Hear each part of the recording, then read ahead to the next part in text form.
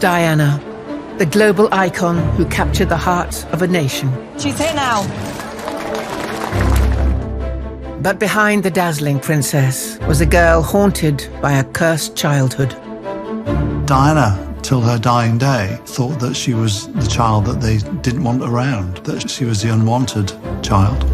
In this film, we explore the tragic story of Diana's parents and her upbringing, revealing how a litany of tragedies from her past influenced her royal future. It really was a case of history repeating itself. From her mother's devastating loss of a baby boy, she was never allowed to hold her first son, to the damage wreaked by her parents' bitter divorce. That was a seminal moment for Diana, and she felt a profound and enduring sense of abandonment. From the arrival of a controlling stepmother, Diana said to her face, I hate you for everything you've done to my family. To the death of an earl, a father she loved. Suddenly it wasn't the Princess of Wales, it was a woman that was really upset and distressed. This is the story of Diana and a family whose lives were littered with pain and tragedy, told by those who knew them. She was a prisoner in her own home. Diana, Princess of Wales, has been seriously injured. With a daughter that was between life and death, going out of her mind.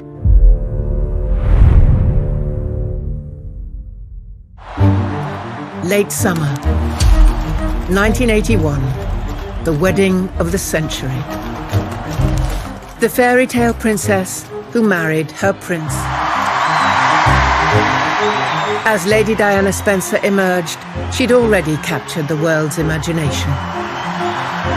Isn't it fairy tale? But as nearly 1 billion people watched her every move, very few were aware of the story beneath the glittering facade. When Diana walked down the aisle with her father, Earl Spencer, clinging to her side, the whole world was focused on this magical princess, and nobody really took much notice of the Spencer family. In every film, there's a backstory, and her background had made her who she was. Surrounded by her family, Diana was embarking on a relationship that was destined to come crashing down in full view of the public. I, Diana Frances. Hi, Diana Frances. Just like her parents' marriage 30 years before.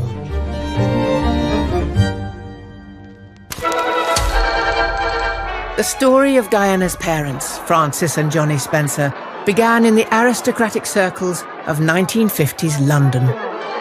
A whirlwind of dashing bachelors and dazzling debutantes. Wonderful. And from the beginning, their love story had parallels to Diana's own. Just as Prince Charles was the most eligible bachelor of the 1970s aristocracy, so Johnny Spencer was the catch of the county. He was the heir to an earldom, he was a dashing viscount, he'd been to Eton, and he was part of the royal entourage. The Spencer family had been servants of the crown going back generations. Johnny Spencer himself was an equerry to King George VI, and he was an integral part of the royal machinery, if you like. Johnny Spencer was heir to the rolling acres of Altrop Hall in Northamptonshire. Mothers looking for husbands for their daughters would have put Johnny pretty well at the top of the list. But making a suitable match wasn't just about falling in love. It was a cutthroat business. This is a finishing school for girls in London. Teach them about fashion, about grooming, how to press their clothes, everything, really. Women of that stock, there is nothing they like better than planning for a match not made in heaven, made in the drawing rooms of the landed aristocracy. It was in this fiercely competitive world that Viscount Spencer first fell in love, but not with Diana's mother. The focus of his attentions was Lady Anne Coke, an earl's daughter and future maid of honour at the Queen's coronation. She seemed perfect marriage material. She's part of the family of the Earl of Leicester, so she's in with the right set.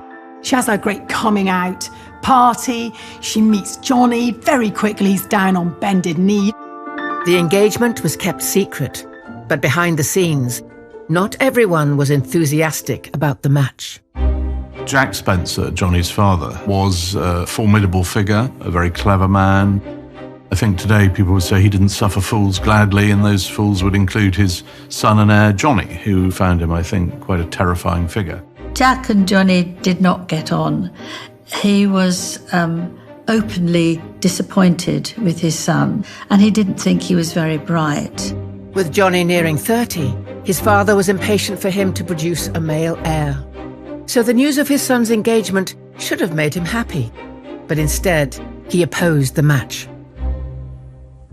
Earl Spencer was worried that she had in her family what he called mad Trefusis blood. She was distantly related to the Trefusis family, and that there was a genetic condition that resulted in, over the years, one or two people in that family having various mental disabilities. Johnny's father found her just totally unsuitable. He absolutely was determined that Johnny shouldn't have anything to do with her. And the Earl wasn't the only obstacle to the match. Other powerful forces were at play. Lady Anne happened to be a lodger of Lady Ruth Fermoy, the aristocrat who would become Diana's grandmother, and Lady Fermoy had ambitions for her own daughter, Frances. Diana's maternal grandmother, Ruth Fermoy, after having her children, she then devoted herself to royal service. She became one of the Queen Mother's women of the bedchamber. That was a very, very powerful friendship. So Ruth Fermoy was devoted to her family, but also to the service of the royal family.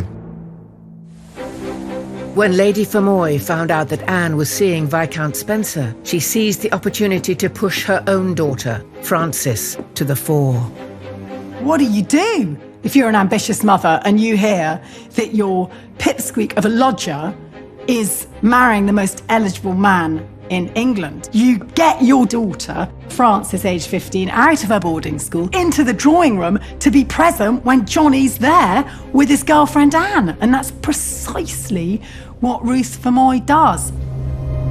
It was at this genteel meeting that the destiny of 3 generations of women who would go on to indelibly shape the British monarchy was set in motion. Is it true love at first sight? Certainly something. There was some frisson of some sort, because Anne doesn't ever get Johnny down the aisle, and Frances does. Not long after Lady Fermoy's fateful tea, Lady Anne was invited to attend Ascot with the royal family. And it was here that she realised things with her dashing fiancé had gone very wrong. She gets very excited, steals one of her mum's servant girls to help her with all her poofy dresses for the 4 days of Ascot, and then he doesn't turn up. In those days, the term ghosting wasn't around, but effectively that's what he did. In the end, Viscount Spencer had bowed to family pressure. Johnny was a sort of dutiful son. He might not get on with his father, but he certainly wasn't going to create some huge family schism. Within 4 years of their first meeting, Johnny had proposed to Frances. And in 1954, their wedding was the talk of the town. Westminster Abbey was certainly a perfect setting, the wedding of the year. Frances had made it. She'd snagged an earl, which is the ideal for every nice young girl. The wedding of Viscount Althorp and his bride, Frances Roche, was attended by the American ambassador, Mr. Winthrop Aldrich. And now the Queen Mother and Princess Margaret arrived for the great occasion. Frances's mother, Ruth Lady Fermoy, she'd made it. Not only was she one of the most senior ladies-in-waiting to the Queen Mother, but her daughter now had married the catch of the county. For the Queen and the Duke of Edinburgh, it was the first big social engagement since their return to this country. It's a big moment. The Queen is there. The royal family turn out for this because they know the young Lord Althorp. He's part of the court, and their friends are royal friends. So it's very much an aristocratic gathering. And here are the pages and the bridesmaids. Finally, the bride herself, in a gown of white fy, embroidered with diamante and sequins. Her dress was covered with crystals and pearls and hand-cut diamonds. It must have been worth an absolute fortune.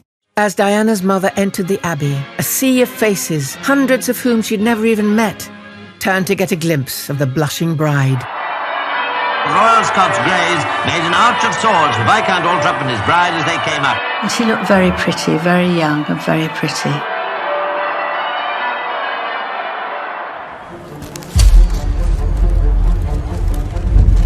Three decades later, history was about to repeat itself, with tragic consequences. Just as Diana's mother Frances was steered into meeting her Viscount, her daughter met her prince. She too was only a teenager. Charles was 12 years her senior, and he, like Johnny Spencer, had already been in love. The prince met Camilla Parker Bowles in the 1970s, and they seemed ideally suited. But just as Viscount Spencer had faced family pressure not to marry Lady Anne, so it's claimed Charles's choice of Camilla was met with some disapproval. His great uncle, Lord Mountbatten, was absolutely shocked that he was thinking of her in a serious way. She'd had various boyfriends, and the heir to the throne at that time could not even consider having someone who wasn't pure. He was brought up on the Mountbatten rulebook, which was some girls are for fun, and some girls, ideally young and virginal, are for breeding. And Camilla fell into the former, not the latter. And just as Earl Spencer's relationship with his girlfriend Anne had been quashed, so some believe Charles's romance was similarly interrupted.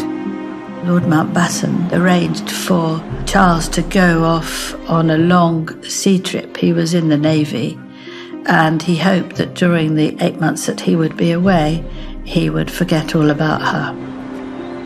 Charles adored her, but as is the way in these things, he went off to sea in the Royal Navy, and she felt she wanted a secure future, and so she married Andrew Parker Bowles. With Camilla out of the picture, a more suitable match urgently had to be found. He was being nagged by his parents because they felt it's very important for him to have an heir to the throne. And he wasn't going in the right direction. Charles had already dated Diana's sister Sarah, but in 1980, his attentions turned to Diana when they met at a weekend organised by a mutual friend. And just as when Viscount Spencer met Frances, this time it seemed Charles couldn't have found a more perfect match.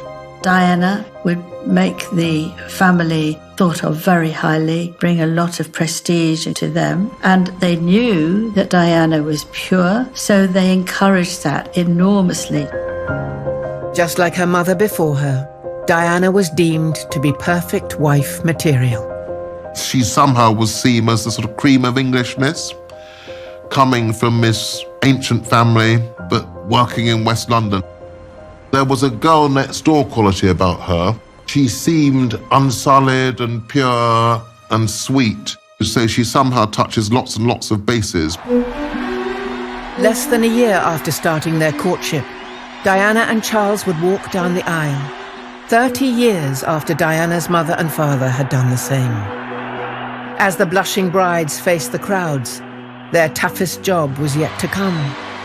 They would have to produce a male heir. For Frances, the need to have a son would lead to the ultimate heartbreak and change all of their lives forever. When the baby was born, tragically he only survived for 10 hours. I think it was devastating. I don't think the pain of that ever left her. Princess Diana was a global icon, loved by the world. But although millions followed her every move, behind the confident woman lay memories of a difficult childhood. Before she was even born, her parents suffered a terrible tragedy that was to shape all of their lives.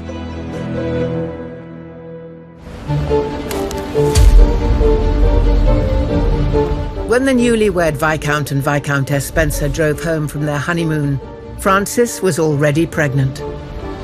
I think perhaps at this point, Frances, who's a bright girl, is realising that Johnny is sort of worryingly beholden to this legacy that he's expected to fulfil, to become the 8th Earl, to deliver the heir, to do what the Spencer clan has always done. The Spencers' ancestral seat was Althorpe in Northamptonshire, which Johnny would eventually inherit. But in 1954, it was still home to his gruff and domineering father. Within any dynastic institution, be it a family business or an aristocratic family with big estates, big issues in terms of who inherits what, the imperative is to produce an heir. I mean, that's absolutely crucial. And Jack Spencer, he had one son, John. He had to get it right. He didn't want the line going off to a distant cousin. So there was great pressure on Johnny, who needed a son. In March 1955, Frances had her first child. But it wasn't the male heir her father-in-law wanted. It was a girl, Sarah Spencer, Diana's older sister. And 2 years later, another daughter followed, Cynthia Jane. Once she'd produced 2 girls for Johnny, he was really demanding a boy. And it wasn't just the Spencers who were alarmed. Frances's mother, Lady Fermoy, knew that without a boy, the social standing she'd fought to achieve for her daughter would come to nothing. The necessity to produce a male heir for Frances was something which ate away at her soul. And the whole family, her mother, Jack, her husband, Johnny, all thought there was something wrong with her. Finally, Frances got pregnant again, and hopes for a boy were high.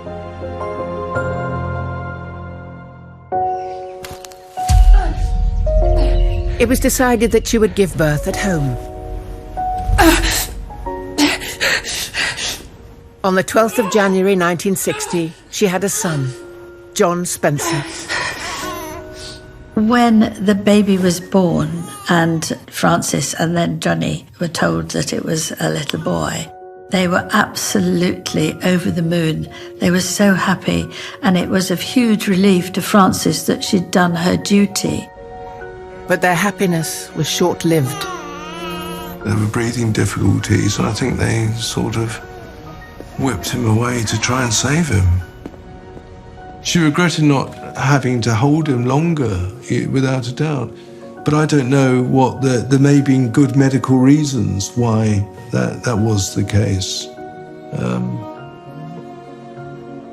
From a mother's perspective, it may be different to a medical perspective.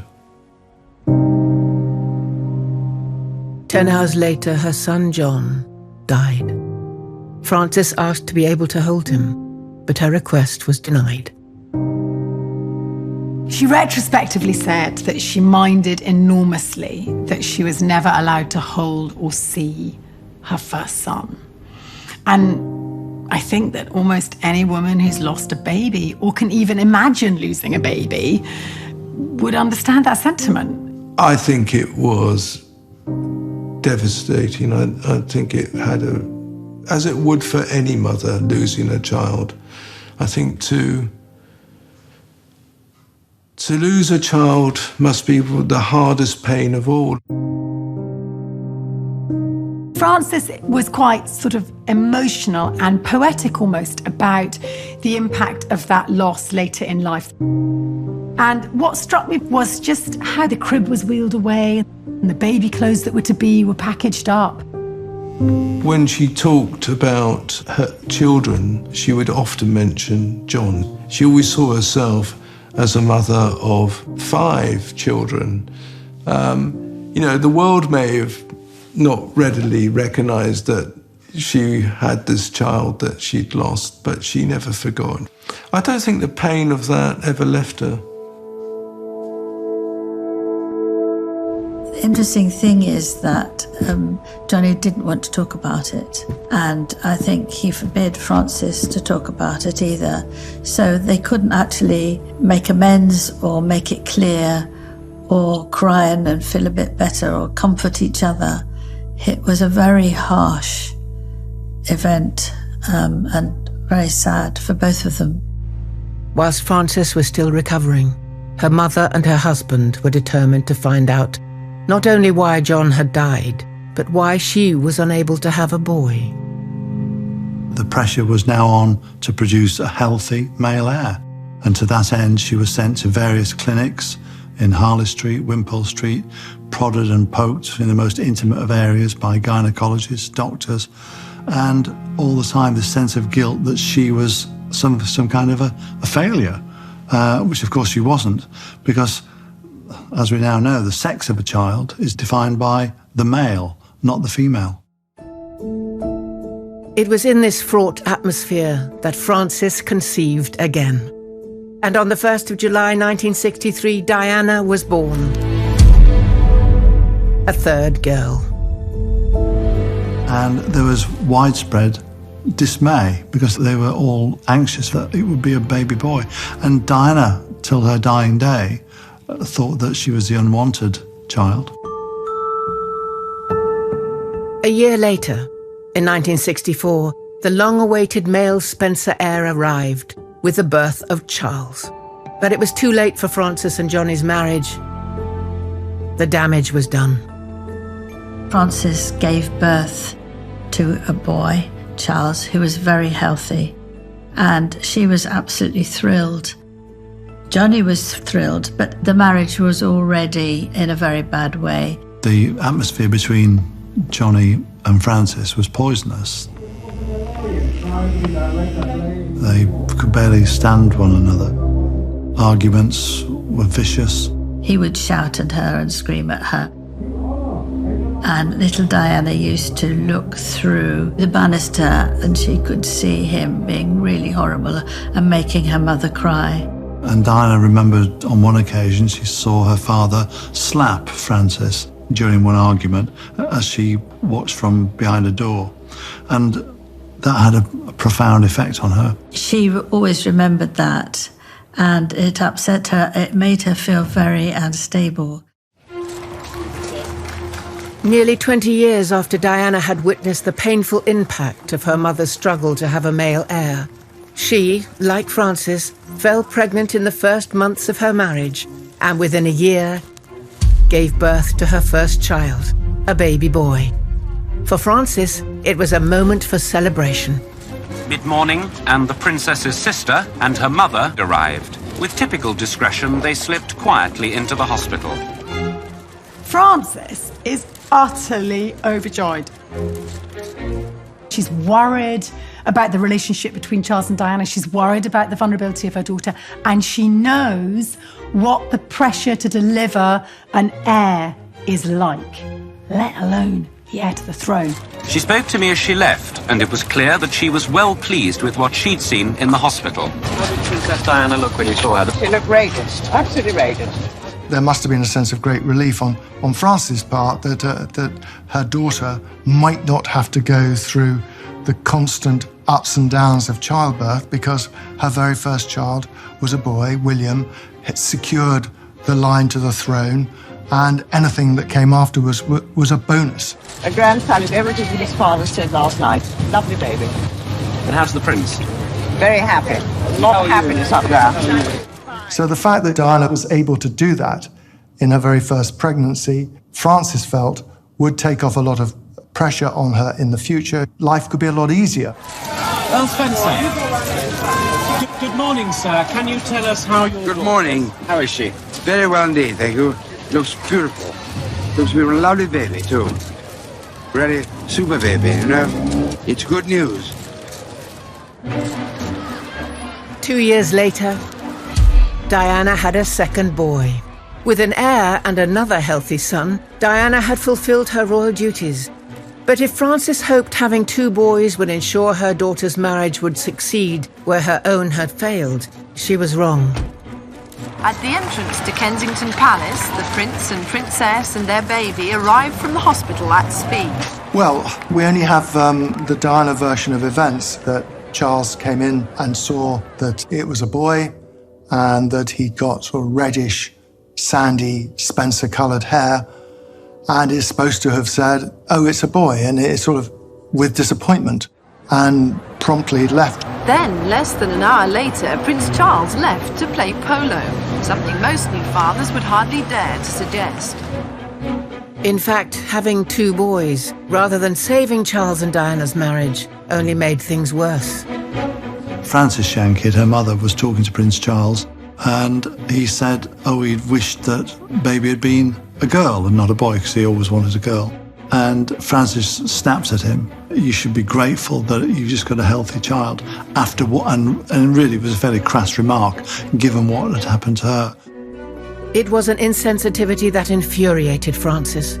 She knew only too well that the loss of her son and the pressures she'd endured to have a boy had eaten away at her marriage. Nearly 2 decades earlier in 1967, 3 years after the birth of her younger son, events were about to unfold that would trigger a scandal and a reputation that would haunt her. Frances was now known as a bolter, someone who had left the family and gone off with another man. It had a huge effect on her. Diana didn't know how long her mother had gone for or when she would see her again.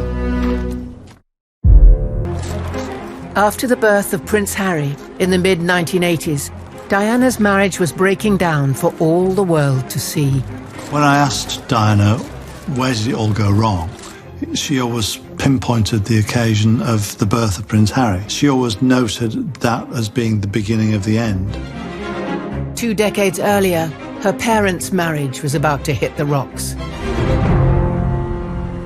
Within a few years of having her children, Diana's mother began an affair. Frances got so bored with her husband that she decided that she would go to London and join dinner parties and have a nice time because she was fed up with it. So she went to various dinners, and on one of them, she met Peter Shankidd. Peter Shankidd was the heir to a wallpaper company. He and Frances met when both couples were still married to their respective partners, and it wasn't long before the two started an affair. After the tensions of the past 5 years, time with Peter came as a welcomed relief. It wasn't love at first sight, but his sense of humour clearly resonated with hers. And she liked a good joke, and she could tell a good joke, most of them unrepeatable. And I think he had a sense of humour that she bonded with. I think he was everything that Spencer wasn't. He was outgoing, he was larger than life, he was an enthusiast. Here was a tall, handsome man who showed a lot of interest in her. But the affair didn't stay secret. And when Johnny Spencer found out about his wife and Peter, things escalated very quickly. When Johnny discovered that his wife was having an affair, he was furious. Not just for himself so much, but for the family name. He did not want the Spencer name dragged through the mud. So it was very, very humiliating, and he sunk into a terrible depression. Frances decided to leave Johnny. Whilst her 2 eldest daughters were at boarding school, she took Diana and Charles with her to London. Well, I think she'd reached the end of putting up with what she felt was a marriage that had a lot of turmoil in it. She'd found somebody else who offered her a different, happier life. But if Johnny and Frances had hoped for a low-profile separation to avoid a scandal, events took a turn for the worse. Peter Shankidd left his wife, and Frances was named publicly as the other woman in their divorce. Suddenly, the state of the Spencer marriage was public knowledge, and matters were about to come to a head. December 1967, and a Christmas that neither Diana or her mother would ever forget. Over the holiday, Frances and the children returned to the family home for a brief visit, so they could be together with their father to celebrate. The trouble came when Christmas emerged, and the idea was that she would come back and all the children would be together with their parents at Park House. Unfortunately, the relationship between Frances and Johnny was so terrible that they couldn't hide their dislike of each other. During the holiday, Frances took the opportunity to ask Johnny for a divorce. In those times, it was absolutely not on that you had a divorce. So it was shocking. He knew how shameful it was for a courtier like him, who looked up to the royal family for good behaviour, to have a divorce on his lap. And Johnny was absolutely livid with her. As Frances prepared to return to London, Johnny refused to let her take the children with her. She had no choice but to leave them behind. She was absolutely shocked and heartbroken, and I think Johnny did it out of spite, and he was just furious that she'd brought the name of the family down so much. Her mother leaving was a moment that haunted Diana for the rest of her life. Diana carried in her mind's eye an image of what happened that fateful day. And when she spoke to me 25 years later, that day, those memories were still vivid and still endured. She was sat on the stone step, clinging to a balustrade. Her mother crunched across the gravel, got into a car. Luggage was loaded into the boot of the car, and she drove off. As Diana felt, out of her life forever. So that was a seminal moment for Diana, a moment that lived with her, not just through her childhood, but well into her adult life. And she felt a profound and enduring sense of abandonment.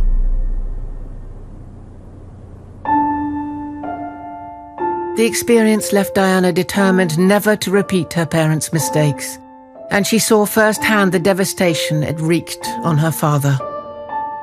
Johnny's reaction to Frances leaving was to become more isolated. He would occupy one wing of the house, leave Charles and Diana in the other wing. Diana and Charles were terrified of the dark. Diana would recall that she'd hear her little brother crying at night, but was too scared to go and comfort him. As far as Johnny was concerned, as far as the Norfolk set were concerned, her mother was now known as a bolter, someone who had left the family. And this myth of the bolter stayed with Diana throughout her life. But Frances wasn't going to let matters lie. A custody trial was about to unfold that would shake high society and lead to a devastating betrayal. When you're rejected not just by your ex-husband, but by your own kith and kin, the woman who gave birth to you, that's painful.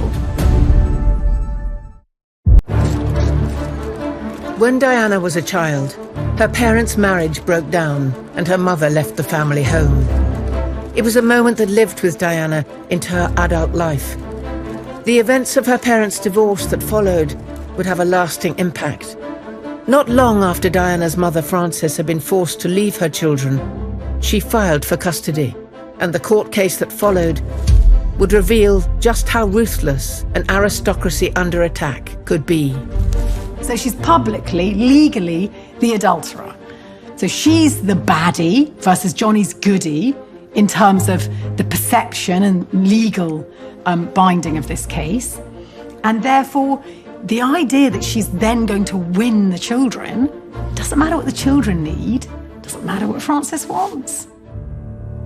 The aim, I think, of Johnny's in court was to prove that he could look after them and that his wife could not. She was not suitable to do that because, after all, she's had an affair with a rather ordinary man, whereas he has very good connections. He got a load of top aristocrats who appeared in court and put him forward as the man who should have the children and that Frances shouldn't. And Johnny's final victory was secured by the ultimate betrayal. The woman who'd first brought Johnny and Frances together now served the final blow in ripping their family apart. The clincher is when Lady Fermoy Francis's mother, Diana's grandmother, speaks out against her own daughter and recommends the children should stay with her son-in-law, Johnny. What was shocking was that Lady Fermoy criticised her daughter, and she said that she felt that Johnny would be a much better father than her own daughter would be as a mother. She was horrified that she'd had an affair. I suspect that Lady Fermoy, born in 1908, an establishment figure, probably believed that divorce was wrong, and she probably believed that there might be a more stable home for the children with their father than with their mother, since the mother had precipitately ended the marriage. But it seems very harsh now. Frances said that Ruth told her that if she'd run off with a duke, that would have been okay. But this was different. And Frances said, that may have been funny, she said, but at least I would have got my children. The judge decided in favour of Johnny. When she heard the verdict, Frances collapsed in court. I think it had a shattering effect on Frances. Motherhood was everything to her, and she was being denied that role. It doesn't matter all the stuff about whether Frances got on with Johnny or fell in love with Peter. What Frances will have known at the end of that court case, that actually she no longer has custody to her children. That's a devastating blow, and one that you're never going to recover fully from. Frances was accused of being a bolter, and she felt that reputation was totally undeserved, and I think with total justification. She always said that the children were taken from her, not the other way round. She did not leave her children. She fell out with her mother. She'd obviously fallen out with her ex-husband, and she didn't know yet what this whole drama was going to have on her relationship with her own children. She said that she forgave her in the end, but I'm not sure deep down Frances ever really forgave her. In the spring of 1969, Frances and Johnny's divorce was granted on the grounds of adultery. Within 2 years, Frances had lost her children, become a social pariah, and been betrayed by her own mother. In terms of the Spencer family, in terms of Norfolk society, Frances was deemed to be the bolter, the woman who had left her husband, left her children, and gone off with another man. As a child, Diana didn't understand what a bolter was. She just felt that she'd been left by her mother. But as Diana became an adult and understood the nuances of marriage, she realised that her mother had been cruelly castigated and that there was wrong on both sides. It wasn't just Frances's fault. And when she and Prince Charles were separated, a newspaper talked about Diana being a bolter, just like her mother. And I'll never forget, that was one of the most profoundly affecting descriptions that Diana had ever had. She was deeply hurt by it, deeply upset, because she knew that her mother wasn't a bolter. Now she understood as an adult, that her mother had been forced to give up the custody of the children. 23 years after her mother's divorce from Viscount Spencer, Diana's marriage to Charles had broken down. I think it'd been pretty bad from the beginning, so, you know, what chance did this marriage have from day one? But Diana was desperately keen to make it work.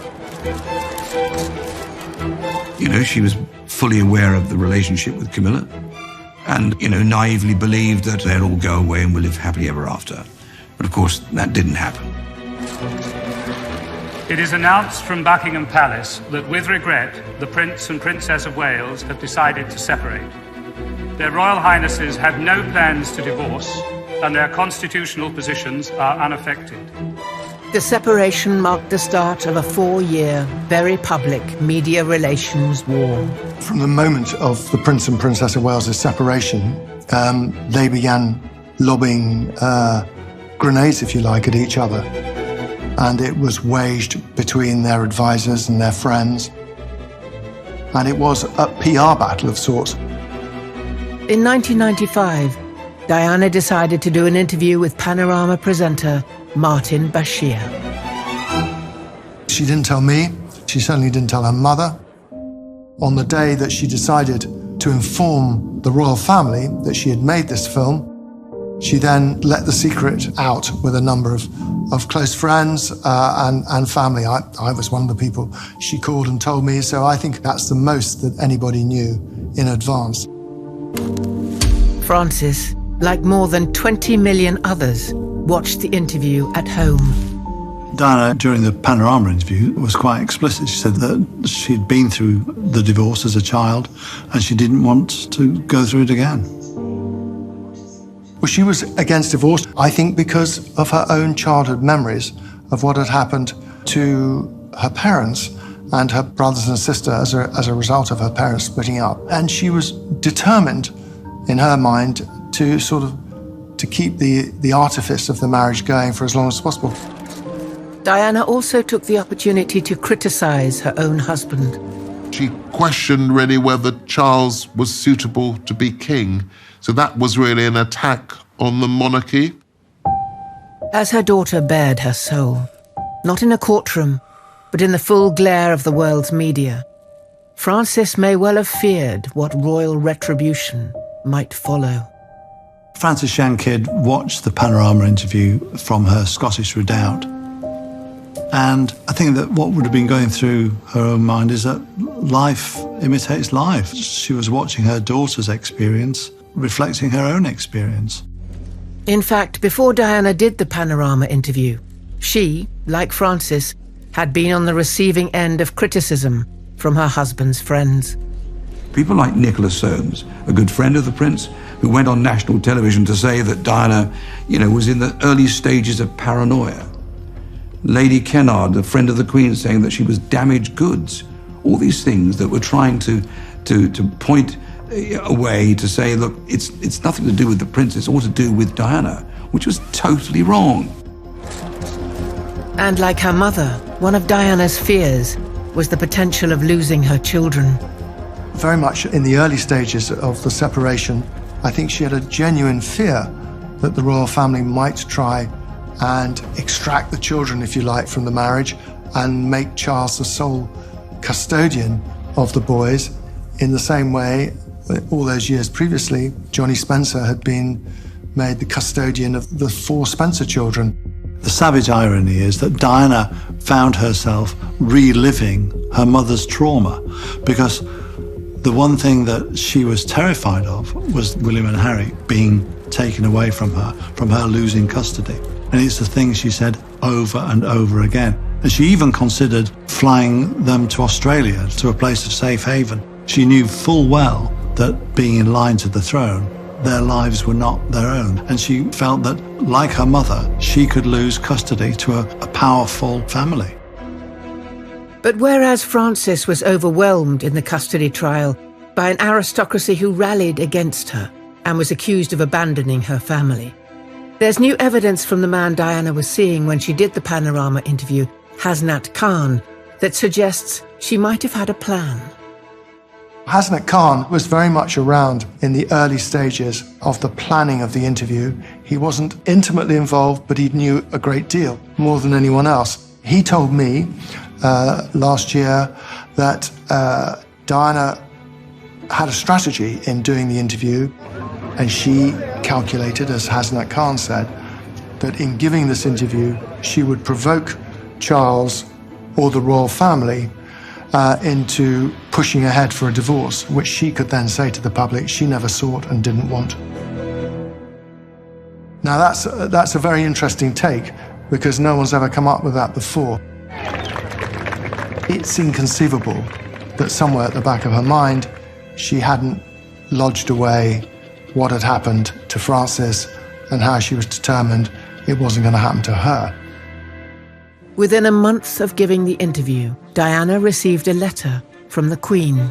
I think the Queen was not in the habit of writing letters to relatives, and at first there was no response, but I think within 3 or 4 weeks the Queen wrote to Charles and Diana and said, really, this is it. I think that you need to start talking about divorce, because I think that the Panorama interview made the fact that they were still married and separated really not tenable. Even though now we know that this was a dreadful interview that had been gathered in the most duplicitous way by Bashir of the BBC. At the time, that overused phrase, bombshell, but I mean, that's what it was. Yeah, you had the future queen, as she still then was, effectively calling into question the line of succession, and that just couldn't happen. I mean, this situation was no longer sustainable, to use a modern word, and so the Queen very reluctantly decided this marriage has to end.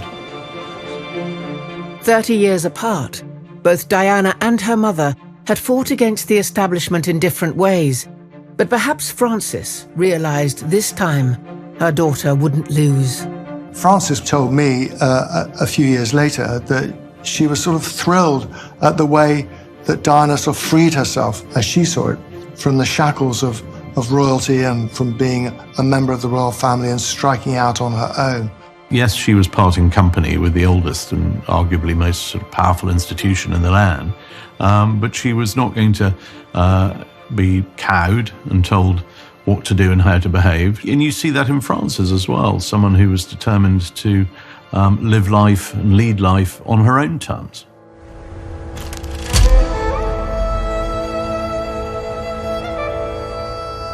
After the trauma of Frances's divorce and custody trial, she escaped the claustrophobia of establishment London. She'd married Peter Shand Kidd, and they travelled to the remote island of Seal in Scotland to start a new life. In London, she was part of the societal scene, and on Seal, it was a completely different change of life. It was a small island with a bridge that literally went over the Atlantic, but space, and she could breathe, and people treated her as she was. They weren't interested in her title or her background. She was treated as one of the community, and she was loved and valued for that. And she said she found herself in Scotland. Over the years, Diana came to love the visits to see her mother on this remote island. Such was the informality of being at Frances's house. I stayed there. We had some very, very entertaining, weekends there with William and Harry. It was real swallows and Amazons country, I mean, the kids loved it. And there was nothing grand about where Frances lived. It was barely any furniture there, but it was fun. And Diana liked it because of the isolation and the fact that we managed to escape the media there. So we were able to sort of really give Diana and her mother the freedom to be normal in that sense. But unlike her own mother, Lady Fermoy, during Frances's divorce, rather than turn against her daughter, when Diana's marriage broke down, Frances was very clear where her loyalties lay. We all sat round the dining table, and Frances would say, like any mother would say, how's it going? And of course, the inevitable discussion came up about Diana's relationship with her husband, the Prince of Wales. And, Frances was quite critical of the Prince, the way that he was treating her daughter. But of course, tried the best way possible not to interfere, but at the same time was prepared to give her advice because Diana would ask for it. Frances knew all about divorce and knew about all the complications of dealing with the divorce and where life takes you thereafter. So Frances was, in essence, the perfect person to be alongside Diana, to advise her, an incredible ally. But if visits to see her mother were happy times for Diana, her trips to see her father at Althorpe couldn't be more different, with the arrival of a very unwelcome stepmother. Diana confronted her and pushed her so violently that Rain stumbled and fell down a flight of stairs. Diana was 15 years old when in 1976 her family life was rocked once more, this time with the arrival of an imposing and strong-willed stepmother, Rain Spencer. Rain was a force of nature. She was beautifully made up, ferociously back-combed hair, and a sort of fixed smile, who'd been a member of the London County Council. And she was definitely a woman who knew her mind. I think it is important that wives should go abroad with their husbands, and also I do genuinely feel they can make a contribution to business. She was often called barbed wire around a powder puff. She was quite eccentric, but she had a very good eye for men. Johnny had met Rain 3 years earlier at a cocktail party. Johnny was very low when they met, and here was someone who was so alive, you'd think she was plugged in somewhere, really.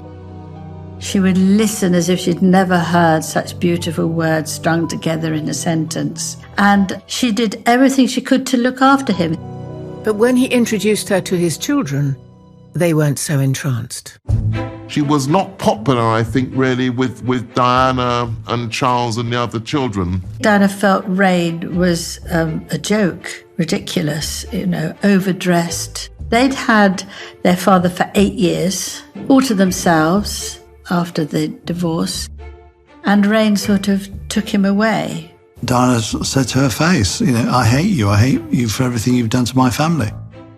Diana used to sing Rain, Rain, Go Away, but she never said the second sentence, which is come again another day. But it was at the wedding of Diana's brother that Diana's anger towards her stepmother finally exploded over Rain's treatment of her own mother, Frances. Charles Spencer's wedding, Diana's brother, was at Althorpe House, and he wanted his family there, but it did throw up all sorts of complications.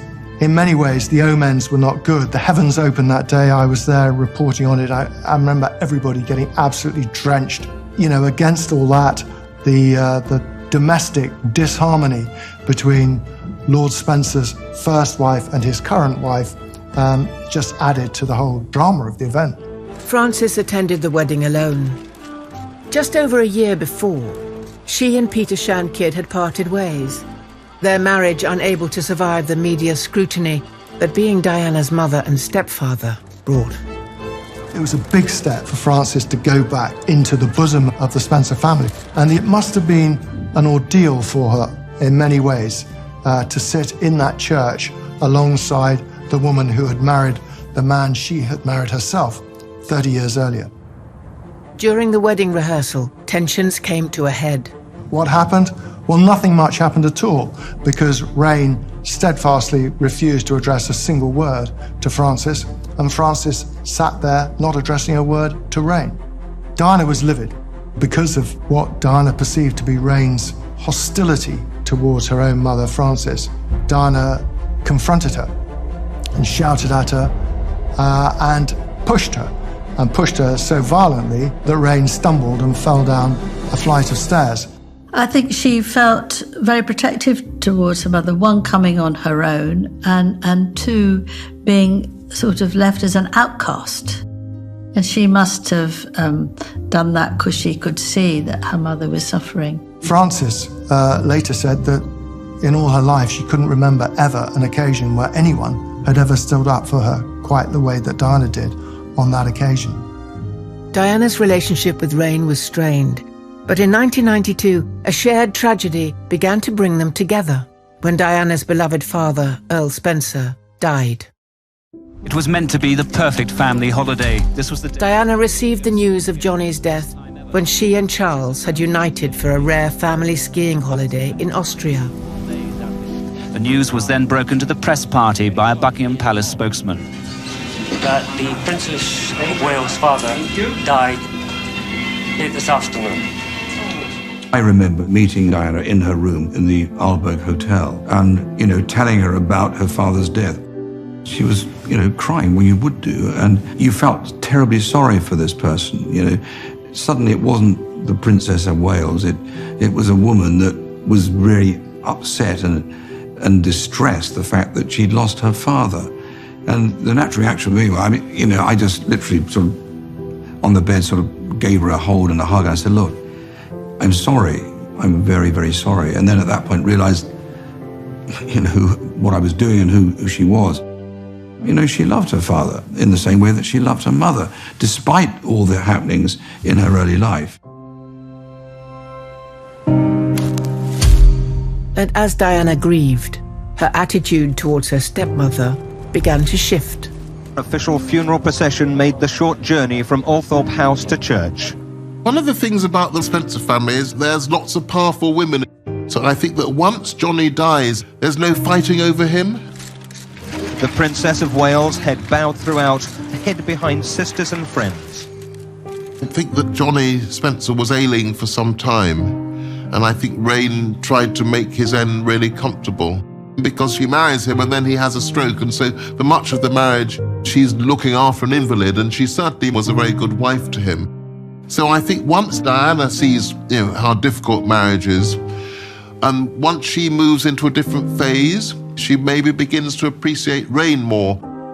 As Diana faced the breakdown of her own marriage, Rain became not just a stepmother, but a valued and impartial friend. Diana wrote her a letter and Rain responded, and they became very close in the last year or so of her life. One of the problems that Diana had was that her comings and goings would often be reported. I think that Rain was probably somebody that didn't repeat things that Diana said. Diana was going through a very difficult time when she would just suddenly cut a friend off for no apparent reason. And Rain was very patient with her ups and downs. And there was another reason Diana's relationship with Rain grew stronger. Her bond with her own mother was about to implode. Diana's reaction was one of fury, absolute fury. She was angry beyond words at what her mother had done. She's here now. August 1996. Diana and Charles's marriage was officially over. The divorce was made final. But unlike her mother, Frances, who fled the scandal of her marriage breakdown to Scotland, Diana became the focus of even greater scrutiny.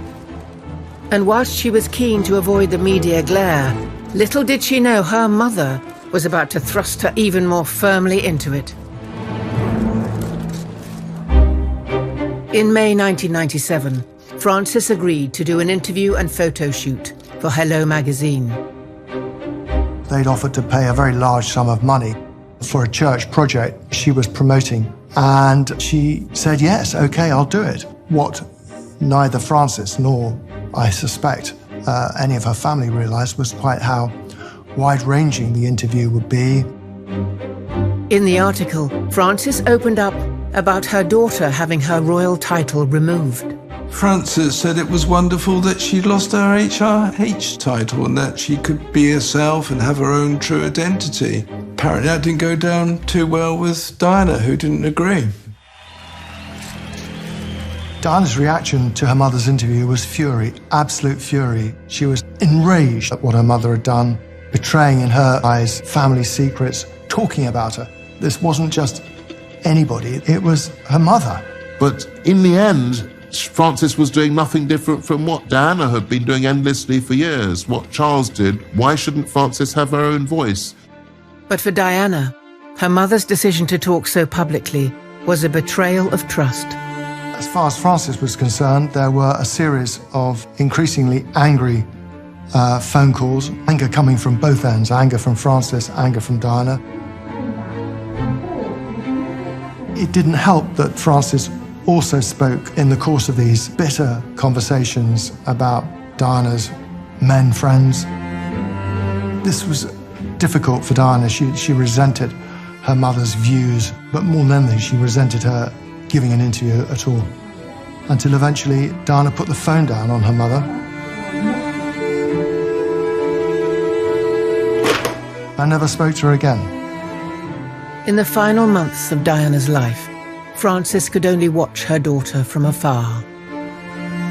I think Frances had written, but the letters were returned unopened.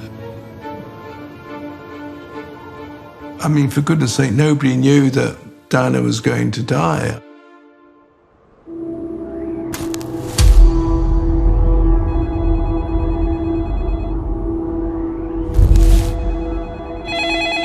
When Francis was first alerted, it was roughly the same time as officials at Balmoral, about 2 o'clock, and she was asleep in her cottage in Seal. And a friend had rung her saying, had she seen the television? And so she switched on to the TV channel and the accident was playing out. Diana, Princess of Wales, has been seriously injured in a car accident in Paris. The phone then started to ring. Her phone was besieged by media. She was almost trapped in a situation that she couldn't take the phone off because she was waiting to hear, but she couldn't hear because reporters or others were ringing her. She was a prisoner in her own home with a daughter that was between life and death, going out of her mind, I would, She was on her own there.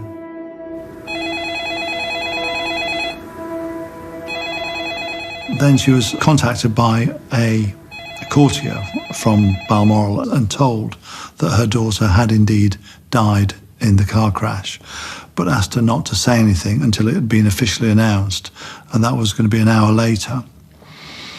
And that, for Frances, was, we can only presume, was the longest hour of her life. At 6 minutes past 5, the world learnt of the death of Frances's daughter. From Paris for a short time, and now there is confirmation that Diana, Princess of Wales, has died. She died at 4 a.m. after going into cardiac arrest.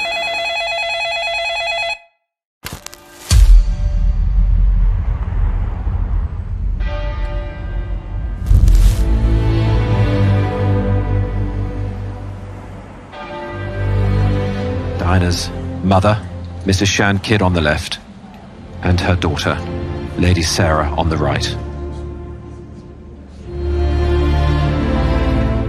When Frances and her daughters, Jane and Sarah, arrived at Westminster Abbey, it was almost like the wheel had come full circle. She had married there as a teenager, and now she was coming back again, almost with the same cast of characters. All there who had attended her wedding now were attending her daughter's funeral. She sent me a fax telling me to light every candle and pray for her and her team of helpers. There's Mrs. Shand Kidd, who gave the world such a great statement when she heard of her daughter's death. I thank God for the gift of Diana and for all her loving and giving. I give her back to him with my love, pride and admiration, to rest in peace. Even though Frances and Diana weren't speaking before her death, there's reason to believe Diana never meant to leave their relationship so broken. Diana made Frances executor of her will, and that made her responsible for guardianship of William and Harry. Frances always highlighted it, saying, if she didn't trust me and think a lot of me as a mother, why would she have made me executor? The mother, once accused of abandoning her children by the aristocracy, was now left with the responsibility of Diana's boys.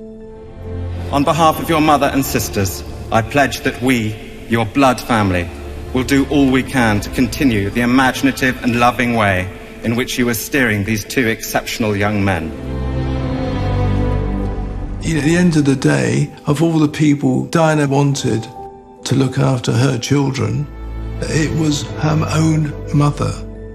You can't say more than that, can you?